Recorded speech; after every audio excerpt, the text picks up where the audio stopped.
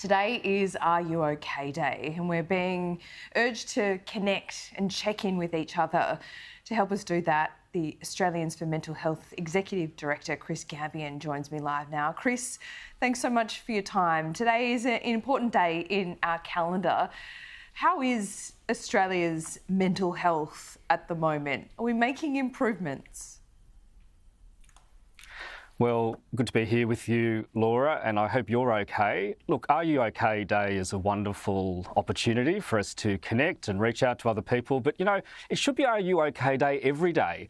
And for a long time now, overwhelmingly, Australians have been saying, no, actually, we're not okay. So my question is, what comes next? What is the thing that we're going to do collectively as a community to turn this around? Because we can have the cups of cake. We can have the pieces of cake, we can have the cups of tea, we can do the Facebook posts, we can do the LinkedIn posts, but if we're not prepared to ask ourselves some really tough, serious questions, then we're not really doing ourselves or the community a good service. What about public policy, Chris? Because this isn't always up to governments, but money helps. Does the current crop get it? Look, I don't think governments over generations have really understood the connection between mental health and wellbeing and the wellbeing overall of the Australian people. We talk a lot about the economy, we talk a lot about national security and issues like that, but the kind of impact of mental health and wellbeing seems to get kind of lost in some of the big ticket discussions we're having.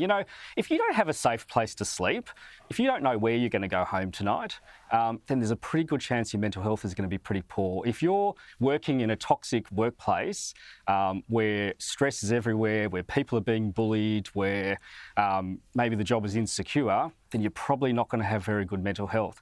For our young people that are sort of, been living in this era of insecurity where their job prospects are tough, their prospects of being able to afford a house are tough, things are getting harder and harder, they're stuck in this sort of toxic social media loop, then we shouldn't be surprised then that people's mental health is not going great. And look, we can think about this as a personal thing. This is my problem. I need to solve it.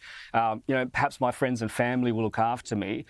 Yes, that's part of it. But another big part of it is as a community, governments, state, federal, local, all sides of politics saying, what are the drivers? What are the things that are causing these problems in the first place that maybe have nothing to do with mental health itself, but actually, when we get those right, we change the picture for everybody.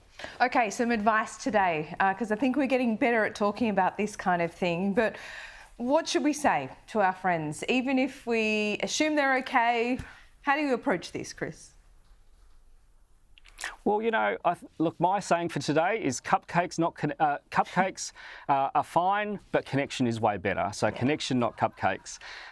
We need to have real conversations. Yeah, it might start with Are You OK? But we really need to listen to people with a view to understanding people. I think oftentimes we jump to judgment.